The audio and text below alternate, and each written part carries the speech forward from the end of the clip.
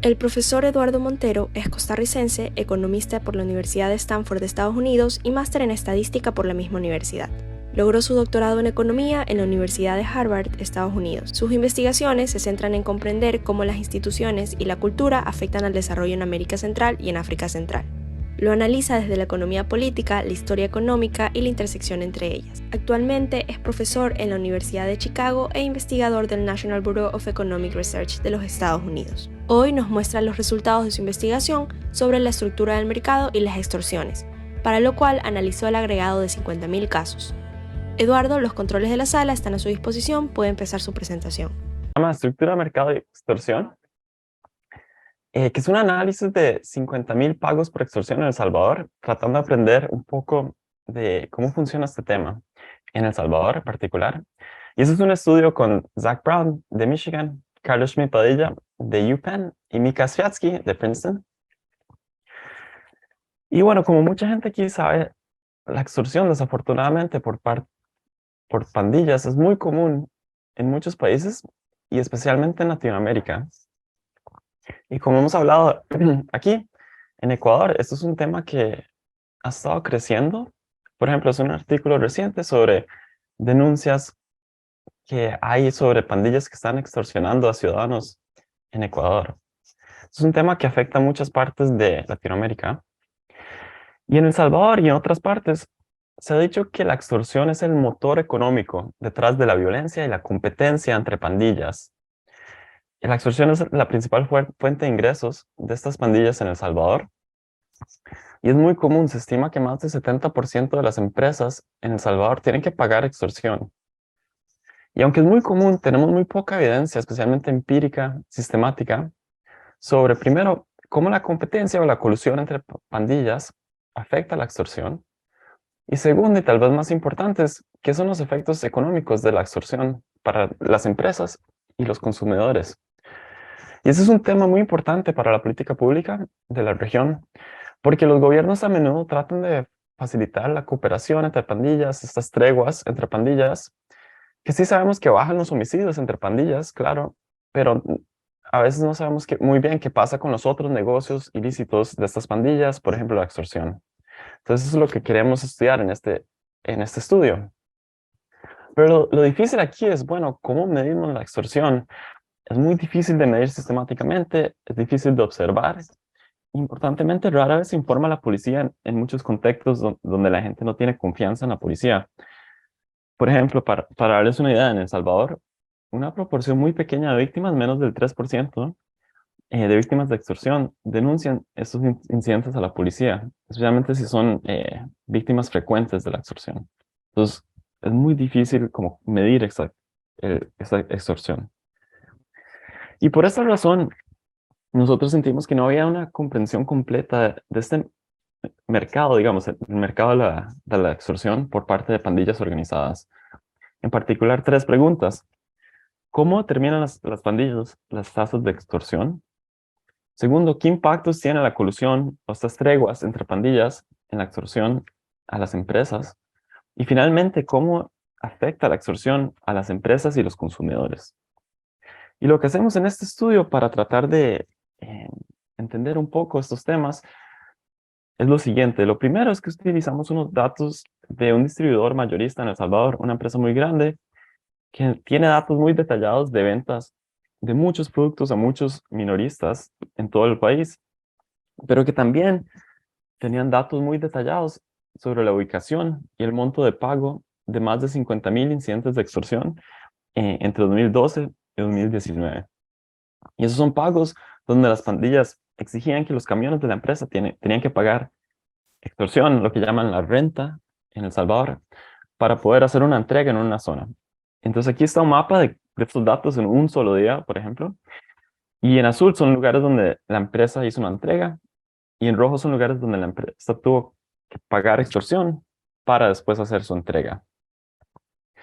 Lo segundo que hacemos en este estudio, como tenemos estos datos por mucho tiempo, es que estudiamos qué pasó antes y después del pacto de no agresión de 2016 entre las pandillas de El Salvador. Y aquí podemos ver los homicidios antes y después de estos pactos de colusión entre las pandillas. sabemos muy bien que bajó la violencia, en términos de violencia entre las pandillas, pero mucha gente ha hablado que esto lo que hizo es que les dio como más espacio para las pandillas para expandir sus operaciones de extorsiones. Pero esto no se sabe muy bien, es más que todo como anécdotas. Entonces queríamos estudiar qué pasó antes y después de este pacto de colusión. Entonces un resumen rápido antes de entrar en más detalle y para darles un poco los hallazgos que encontramos. Primero, en términos de cómo determinan las pandillas las tasas de extorsión, lo que encontramos es que hay mucha evidencia de discriminación de precios por parte de las pandillas. Básicamente, la extorsión en El Salvador no es una tarifa fija siempre, sino que varía mucho. Por ejemplo, el valor de la entrega, si es una entrega de mucho más valor, las pandillas saben esto y entonces cobran más extorsión. Y como economistas, esto es importante porque pensamos cuando hay este tipo de tarifas que varían, esto puede ser aún más, crear más distorsiones en mercados finales. Entonces, eso es lo que encontramos para empezar. Lo segundo, ya pensando en qué son los impactos de la colusión entre pandillas, vemos que este pacto de no agresión aumentó la extorsión por aproximadamente 20% en áreas donde había competencia previa entre pandillas. Entonces, estos lugares había competencia, después del pacto no hubo competencia y las pandillas aumentaron la extorsión en estos lugares. Y tercero, y tal vez más importante, es qué pasó, digamos, cómo afectó este incremento en la extorsión a las empresas y a los consumidores. Y lo que encontramos es que hay traspaso sustancial de la extorsión a los precios de minoristas, de aproximadamente un 10%. Los precios en estos lugares incrementaron por 10%. Y para productos farmacéuticos, donde tenemos muy buenos datos al nivel de farmacia, vemos que el pacto aumentó estos precios de productos farmacéuticos y después podemos ligar estos aumentos a admisiones en hospitales por enfermedades crónicas, donde pensamos que es muy importante tener acceso a estos productos eh, un poco más baratos para poder, digamos, manejar estas enfermedades crónicas. Entonces aquí lo que vemos es que hay impactos muy negativos para precios, pero también para consumidores en términos de su salud. Entonces, eso es un poco el resumen de los hallazgos. Voy a hablar un poco del contexto para que entiendan un poco más cómo funciona la extorsión en El Salvador, antes de hablar de esos tres hallazgos. Entonces, hoy voy a estar hablando un poco más de El Salvador. Y El Salvador es conocido muchas veces como el país más violento del mundo en tiempos de paz. Por ejemplo, en 2015 tuvo la tasa de homicidios más alta del mundo, de aproximadamente 100 personas por cada 100.000 habitantes, que es súper alto. Y esto es en gran parte debido a dos pandillas, la Mara Salvatrucha y el Barrio 18, que representan casi el total de los miembros de las pandillas en El Salvador, 87%. Y también están presentes en casi todos los municipios de El Salvador. Y estos ingresos de la extorsión se ha dicho que es lo que impulsa la competencia y la violencia entre las pandillas, porque las pandillas en El Salvador están luchando y compitiendo para controlar territorios. Cuando ya tienen control de ese territorio, pueden extorsionar a las empresas y a los ciudadanos. Y también la violencia está ligada con la extorsión, porque las pandillas utilizan la violencia para cobrar extorsión, especialmente si no se paga la extorsión. Y estas empresas de distribución de productos son un blanco muy frecuente de esta extorsión, porque las pandillas exigen que los camiones de estas empresas paguen extorsión para poder hacer las entregas en una zona. Entonces, estos pagos son vistos como derechos de entrega. No pasan digamos, en las carreteras principales, sino suelen a detener los camiones en calles pequeñas, antes de la entrega, muy cerca del lugar donde van a hacer la entrega. Y los distribuidores en general solo pagan a una pandilla por entrega. No es que pagan a las dos pandillas cuando hacen una entrega. En el momento de la entrega, solo una pandilla tiene el control exclusivo de un territorio. Entonces, la empresa no tiene, digamos, opción de quién pagar. Las pandillas lo que hacen están compitiendo por el territorio en lugar de estar compitiendo directamente para brindar protección. En otros lugares dice que la extorsión, este pago de renta es como protección, pero en El Salvador esto no es el caso. Y algo que podrían estar pensando es, bueno, pero ¿por qué pagan esta extorsión? ¿Por qué no les dicen que no? Y bueno, las pandillas en El Salvador son muy violentas. Esto es un artículo de la prensa gráfica que habla de una empresa similar, quien decidió no pagar la extorsión y las pandillas respondieron con mucha violencia. Entonces, por eso muchas veces las empresas pagan esta extorsión y lo que hacen es tratar de negociar y bajar el precio. Y dado este problema social de las pandillas, el gobierno digamos, tratado muchas cosas para tratar de enfrentar este problema. Por ejemplo, en 2012, es muy famoso, el gobierno negoció una tregua muy polémica, que sabemos que sí bajó los homicidios entre las pandillas, como pueden ver aquí, pero este pacto no fue popular del todo, a los ciudadanos no les gustó que el gobierno estuviera negociando con las pandillas y dándoles beneficios. Y este pacto, como un año, año y medio después, se cayó totalmente. También hubo como artículos sobre corrupción, un montón de cosas. La violencia aumentó después de esta tregua, como pueden ver. Entonces, en 2016, las pandillas, entre ellas, sin la ayuda del gobierno, negociaron este pacto de no agresión, donde acordaron a no luchar y no competir por territorios que ya tenían. Y sabemos muy bien que esta colusión bajó drásticamente la violencia entre las pandillas, pero no se sabe muy bien qué pasó con la extorsión y los otros negocios de las pandillas. Y mucha gente especula que estos eventos de colusión entre las pandillas lo que hacen es que aumentan la extorsión porque les da más espacio para sus negocios y operaciones de extorsión. Y la razón que se habla es porque eso se ve que es muy costoso para las pandillas estar luchando contra pandillas rivales y al mismo tiempo estar cobrando extorsiones. Y cuando no tienen que preocuparse de estar peleando, pueden, digamos, enfocarse más en extorsionar. Y eso es porque las pandillas tienen recursos limitados y cobrar la extorsión es costoso, o sea, tienen que usar recursos para eso, la violencia, llevar a pandilleros, etcétera. Y eso es realmente costoso cuando los pandilleros están luchando contra otras pandillas. Y algo importante aquí es que en encuestas, los salvadoreños creen en gran medida que esta tregua benefició a las pandillas y no apoyan este tipo de treguas. Entonces, lo que hicimos para estudiar un poco este contexto es que usamos datos de pagos de extorsión y ventas de un distribuidor mayorista. Y esta empresa lo que hace es comprar productos al mayor y los revende a minoristas y farmacias locales. Y la empresa usa, subcontrata conductores de camiones para hacer las entregas. Los camiones no tienen publicidad visible o identificación de la empresa, que es muy común en El Salvador para no llamar atención a estos camiones por parte de las pandillas. Y durante el periodo de muestra que tenemos, esta empresa realizó 90,000 viajes, hizo más de 2 millones de entregas. Y para la extorsión, la manera que esto funciona para la empresa es que ellos tienen un equipo de seguridad que supervisa los camiones y se encarga de negociar con las pandillas.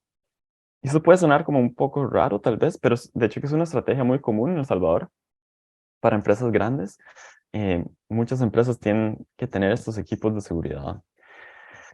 Y el pago de extorsión funciona de la siguiente manera. Antes de las entregas a un territorio controlado por las pandillas, el conductor se reúne con un representante de las pandillas, llama al equipo de seguridad, ellos se encargan de la negociación y confirman un monto. En algunos casos, la extorsión se cobra para, por ejemplo, un plazo de 2 semanas o un mes, para decir, digamos, nos dejan entrar aquí a hacer entregas por el siguiente mes, pero no más de eso.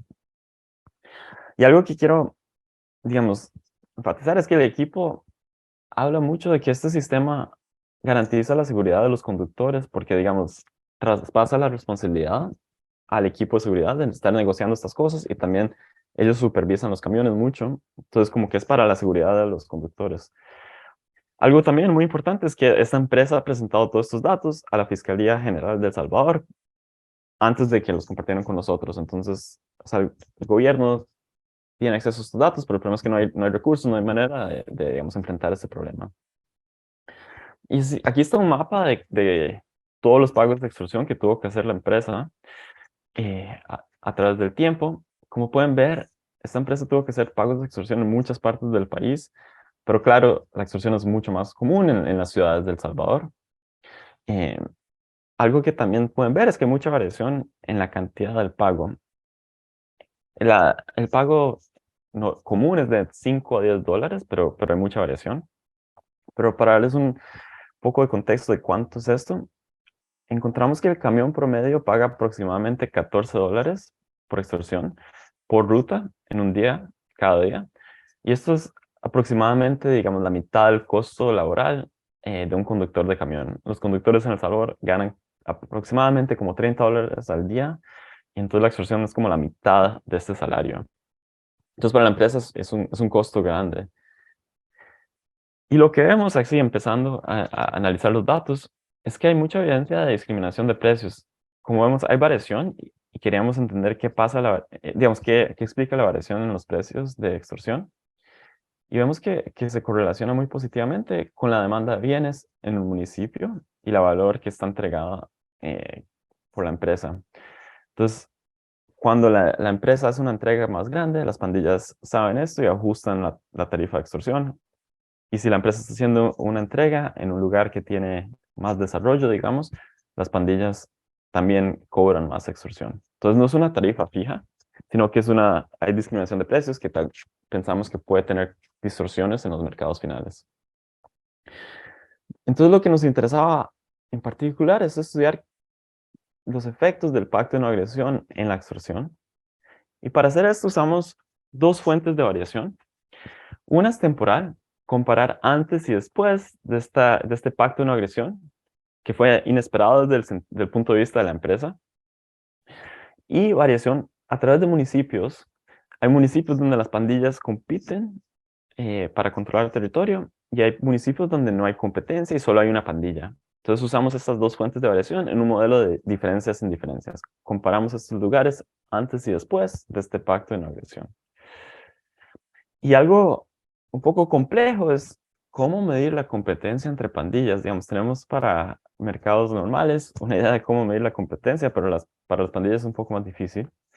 Lo que usamos en este estudio es usamos informes policiales que contienen datos muy detallados sobre homicidios, y la policía se encarga de determinar qué pandilla fue responsable de cada homicidio. Y eso es importante para la policía y el gobierno porque cuando eh, meten a pandilleros a las cárceles, los tienen que separar por pandilla. Entonces es muy importante para ellos determinar la pandilla. Y tienen muchas maneras de hacer esto, por ejemplo, tatuajes, graffiti, un montón de otras cosas. Y la idea aquí es que si encontramos que ambas pandillas están cometiendo homicidios en una zona, eso es un indicador de que las pandillas están compitiendo. Lo que hacemos específicamente es un poco más, tal vez complejo, es que construimos un índice Herfindahl-Hirschman, utilizando la proporción de homicidios cometidos por cada pandilla en los 3 años anteriores al pacto de no agresión. Y básicamente, si encontramos que solo una pandilla está haciendo los homicidios, no hay competencia, pero si vemos que hay mucha variación en estos homicidios, decimos que hay competencia entre las pandillas. Y aquí podemos ver, como para validar esta medida de competencia, que los homicidios tienden a ser mucho más altos en estos lugares donde hay competencia, y que el pacto de no agresión redujo los homicidios entre pandillas por 25%, pero especialmente en lugares donde hubo o que definimos como competitivas. Que eso, digamos, es como lo que hubiéramos esperado si estamos midiendo bien la competencia entre pandillas. Algo que vemos aquí también es que este pacto de no agresión no afectó los niveles de delitos no relacionados con las pandillas. Por ejemplo, crimen en general o otro tipo de crimen. Es más que todo la reducción que vemos es homicidios, especialmente homicidios entre pandillas. Entonces, algo importante aquí es que esto es más que todo violencia entre pandillas bajo. Pero, ¿qué pasó con la extorsión? Bueno, usando los datos de la pandilla, lo que vemos es, antes de este pacto, municipios con competencia y no competencia estaban en una tendencia similar en la extorsión, pero después de que pasó este pacto de no agresión, lo que vemos es que la extorsión aumentó aproximadamente 20% después de este pacto de no agresión en lugares donde había competencia antes de este pacto. Y aquí vemos los datos en un cuadro, pero básicamente lo que vemos es que la colusión entre pandillas provocó un aumento de 19% o 20%, dependiendo del modelo, en las tasas de extorsión. Y algo que vemos es que hay mucha variación por características geográficas de dónde aumentó la extorsión más. Lo que vemos aquí es que el efecto en este aumento en extorsión se concentra en lugares donde, o sea, donde había como mayor demanda de bienes finales, que está relacionado con lo que hablamos al principio de esta discriminación de precios. Vemos que las pandillas aumentan aún más su extorsión en lugares donde ya de por sí había más discriminación de precios. Que esto es como algo nuevo y no sabíamos muy bien qué iba a pasar aquí. Entonces, un resumen de esta parte es que encontramos que la colusión entre pandillas aumenta las tasas de extorsión, en particular en regiones con mayor demanda de bienes. Y esta evidencia, creemos que lo que demuestra es que las pandillas, hay como importantes deseconomías de alcance al lado de las pandillas. Lo que quiero decir con eso es que básicamente cuando hay colusión, las pandillas pueden enfocarse más en extorsionar, cuando no tienen que estar, digamos, también usando recursos para competir entre ellos. Y hacemos muchas, bueno, extensiones, pero hoy por tiempo no voy a hablar de eso. Y bueno, finalmente, queríamos estudiar qué pasó, digamos, para los precios finales de consumidores eh, después de este aumento en extorsión. Hubo una transferencia de esta extorsión a precios. Y lo que hacemos es dos enfoques y dos fuentes de datos. Uno es que usamos los datos de ventas del distribuidor. Tal vez una limitación aquí es que solo una empresa. Entonces, lo que hicimos para ver un poco más cómo afectó a empresas en general es que usamos estos datos de ventas de farmacias, donde observamos precios finales y podemos ligarlo con resultados en la salud. Hoy voy a hablar más que todo sobre estos resultados de las farmacias y las consecuencias para la salud. Entonces, lo que usamos aquí es que usamos datos de ventas de farmacias. Nos interesó por muchas razones, en particular porque de hecho que El Salvador tiene los precios de medicamentos más altos en Centroamérica por mucho y nosotros pensamos que parte de esto puede estar ligado a las pandillas y la extorsión. Entonces nos interesaba este tema en general. Entonces conseguimos datos de la Dirección Nacional de Medicamentos de El Salvador que contiene información sobre, digamos, precios finales de productos por farmacia. Y lo que vemos es que la colusión de las pandillas, este pacto de no agresión, aumentó aproximadamente 8% los precios minoristas de los productos farmacéuticos. Y en particular, los precios de medicamentos para enfermedades crónicas aumentaron por aproximadamente 5%. Estas enfermedades son enfermedades como diabetes, problemas respiratorios, hipertensión, enfermedades del corazón, que la Organización Mundial de Salud habla mucho y se enfoca mucho en estas enfermedades, porque hablan que tener acceso a estos productos a costos razonables es muy importante para la salud. Y vemos que estos aumentaron después de este pacto de no agresión. Y nos interesaba finalmente ver qué pasó con la salud. Si los consumidores, digamos, se les aumentaron los precios, qué pasó con la salud, especialmente para estas enfermedades crónicas. Usamos datos sobre admisiones a hospitales públicos del Ministerio de Salud de El Salvador, que cubre, digamos, la mayoría de las personas. Solo el 5% de El Salvador tiene seguro privado y va a hospitales privados. Y los datos son muy detallados. Tiene, digamos, razón por ingreso, la fecha de ingreso, dónde está el hospital, código de diagnóstico. Y lo que vemos aquí, en términos de los efectos de la salud, es que no hubo un aumento general en las admisiones a hospitales, pero hubo un aumento significativo para estas enfermedades crónicas de aproximadamente 8%. Entonces, este pacto de no agresión, en lugares donde había competencia y después ya las pandillas no estaban peleando, se enfocaron más en extorsionar, aumentaron los precios para los productos de las personas y esto está ligado con efectos negativos a la salud. Eso es lo que pensamos que está pasando ahí. Entonces, solo para unas conclusiones antes de escuchar un poco de sus comentarios y sus sugerencias y sí, aprender de lo que piensan ustedes. Lo que estamos haciendo en este estudio es que estamos, bueno, tratando de agregar un poco de evidencia empírica sobre qué pasa durante estos pactos de colusión. Porque en países con crimen organizado, los gobiernos a menudo han facilitado la cooperación, han hecho treguas entre pandillas para tratar de reducir la violencia, que hace mucho sentido. Obviamente, los homicidios entre pandillas es horrible, pero a veces no sabemos muy bien qué pasa cómo ajustan las pandillas siguiendo estas treguas. Aquí lo que vemos es que la cooperación entre pandillas permitió a las pandillas aumentar las tasas de extorsión, y este aumento se traspasó a minoristas y a consumidores. Y aquí, porque hay doble marginización, los consumidores son afectados negativamente por la extorsión, al final de cuentas. Entonces, lo que estamos haciendo aquí es brindando información sobre la economía de las pandillas, cómo funciona esta extorsión, y haciendo el punto que la estructura del mercado para extorsiones es importante para el diseño de políticas públicas contra la extorsión. Por ejemplo, si un gobierno va a hacer una tregua, perfecto, pero también hay que enfocar recursos para tratar de no dejar que estas pandillas, digamos, expandan sus operaciones de extorsión, porque eso puede tener impactos negativos en consumidores finales. Bueno, muchas gracias. Quedo atento a escuchar sus comentarios.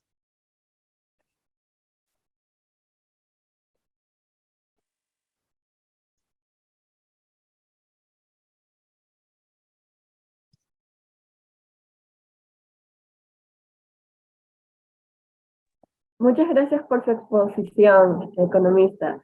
A continuación vamos a continuar con la sección de preguntas en base a las que tenemos en el chat.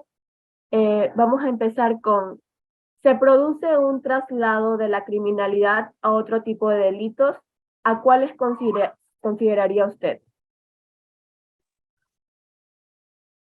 Sí, algo que vemos aquí es que después del pacto de no agresión, vemos que se redujo los homicidios entre pandillas, pero de hecho que vemos un aumento en incidentes de extorsión a policías, y también en El Salvador lo que hablan, lo que se explican como básicamente secuestros o denuncias de secuestros, porque las pandillas usan esto mucho para, digamos, intimidar a la gente para pagar extorsión. Entonces, sí vemos que hubo un aumento en crímenes relacionados con la extorsión también. Esos datos no los usamos mucho porque, como hablé al principio, es muy difícil medirlo, depende mucho si los ciudadanos denuncian estas cosas, pero muchas veces no, porque no confían en los policías, y vemos eso. No vemos mucho impacto en otros delitos como robos, otras cosas, que eso nos hace pensar que, digamos, esta colusión entre pandillas, básicamente lo que baja es violencia entre ellos, pero los deja aumentar otros tipos de violencia. Sí. Perfecto, muchas gracias. Déjenme continuar con la siguiente pregunta. Si bien revisaste la concentración del mercado extorsivo, ¿con qué variable contienes la afectación de la concentración del mercado farmacéutico? Ok, la pregunta ahí es, digamos, los efectos podrían ser diferentes en lugares donde hay mucha concentración de farmacias comparado a lugares donde no hay. ¿Esa es la pregunta? No, pero eso es una muy buena pregunta, asumiendo que esa es la idea de la pregunta, eso me parece súper interesante, de hecho que no lo hemos visto, porque sí es verdad que hay lugares municipios donde solo hay como 3 farmacias. No hemos visto si los efectos son aún más grandes en esos lugares, y sí sería muy interesante. Tenemos los datos para hacer eso, pero de hecho que no hemos pensado en eso. Estábamos pensando un poco, sí, como el ángulo de la pregunta me parece súper interesante, que hemos estado pensando un poco del otro ángulo. Si la extorsión tiene efectos negativos para las empresas, tal vez las únicas empresas que pueden sobrevivir aquí son empresas grandes. Entonces, podría estar aumentando la concentración de mercado del otro lado. Eso no lo hemos visto, tenemos como datos que tienden a decir eso, pero no lo hemos visto muy bien. De hecho, que eso es una muy buena idea para ver esa parte de las farmacias y si hubo efectos dependiendo de la concentración de farmacias o no en un lugar. No lo hemos visto, pero buena idea. Gracias por su respuesta. Déjeme continuar. ¿En tu modelo pudiste diferenciar los territorios rural y urbano? ¿O quizás muchas empresas no se arriesgan a ir a vender sus productos al área rural? Esa es una muy buena pregunta. Em, sí, depende de la empresa. Esta empresa no hace, como usted dice, no hace muchísimas entregas a lugares muy rurales. Sí hace algunas, pero no hemos hecho tanto esa diferenciación. Más que todo porque la empresa hace estas entregas a lugares más de ciudades, pueblos, no tanto de lugares así muy remotos. Pero sí, las pandillas sí están presentes digamos, en todo el país. De hecho, que hay denuncias que también extorsionan a los agricultores y a gente en zonas muy remotas también. Pero estos datos no nos dejan hablar mucho de eso. Habría que usar otros datos y eso sería muy interesante también, digamos, cómo afecta la extorsión en estos lugares más remotos. Eh, sí, no lo hemos visto muy bien, pero es un muy buen punto. Ok, continuando con la siguiente pregunta. ¿Se puede confirmar que parte de las actividades ilegítimas podría vulnerar en una economía en crecimiento tanto a corto como a largo plazo? Sí, eso es una muy buena idea, muy buen punto. Aquí estamos viendo, digamos, los impactos más a corto plazo y ya vemos impactos grandes, pero sí, algo importante es que los impactos a largo plazo también pueden ser aún peores, digamos. Si la extorsión aumenta, tal vez las empresas no pueden seguir trabajando en estos lugares porque los costos incrementan mucho y tienen que salir de ese mercado y lo que pasa ahí es que los precios aumentan aún más. O los consumidores no tienen acceso a productos porque las empresas no quieren servir a estos lugares. Entonces los impactos a largo plazo sí pueden ser muy diferentes y pensamos que aún más negativos. Entonces, y ese es un punto que, digamos, ah, queremos hacer en estos estudios, que aquí encontramos ya impactos negativos a corto plazo para precios, pero a largo plazo los impactos podrían ser aún más grandes. Y la razón que queremos hacer este punto es que muchas veces, digamos, estas treguas se negocian con una vista un poco de corto plazo, que queremos bajar los homicidios, que es muy importante, ¿verdad? Bajar los homicidios, pero a veces sin pensar los gobiernos qué pasa, podría pasar a largo plazo. Digamos, si las pandillas pueden aumentar sus negocios de extorsión, sus otros negocios, controlar más partes del territorio a largo plazo. Entonces hay como una tensión aquí entre los impactos a corto plazo y los impactos a largo plazo, que ojalá la gente que esté pensando en eso pueda pensar un poco más a largo plazo también, aunque es muy difícil estudiar, pero sí pensamos que los efectos pueden ser aún más grandes a largo plazo para el crecimiento económico. Muy de acuerdo con esa pregunta. Y bueno, para poder finalizar, en base a su criterio, ¿cómo influye el nivel de pobreza del país con el porcentaje de extorsión? Sí, es una muy buena pregunta. Em, la extorsión está concentrada en lugares donde hay más pobreza. Em, la frecuencia, digamos, no, es muy común. Otra cosa que vemos en el estudio, no hablé mucho de esto hoy, es que cuando vemos otros productos, el aumento en precios es muy concentrado en productos muy importantes para familias en pobreza. Por ejemplo, vemos que los precios aumentaron muchísimo para comidas básicas, que eso es muy importante para familias en pobreza, que tienen que usar más de sus recursos para eso. Entonces son impactados aún más por estos aumentos en precios y también para productos farmacéuticos, que es importante para familias en pobreza. Entonces sí hay una relación muy grande aquí entre la pobreza y la extorsión y las pandillas y lo que crea, pensamos nosotros, es que es como un círculo vicioso. Las pandillas es muy difícil para la familia salir de la pobreza si hay extorsión y crea este círculo vicioso porque las pandillas entonces pueden seguir extorsionando, los precios aumentan, las familias no pueden salir de la pobreza. Es un círculo muy vicioso y eso es algo que hay que estudiar bien y pensar bien en qué se puede hacer para este tipo de cosas, porque es muy común en Latinoamérica estas extorsiones, especialmente para familias en pobreza. Y sí, lo vemos en los datos que los precios aumentaron mucho en estos lugares de pobreza, porque ahí es donde están las pandillas. Sí.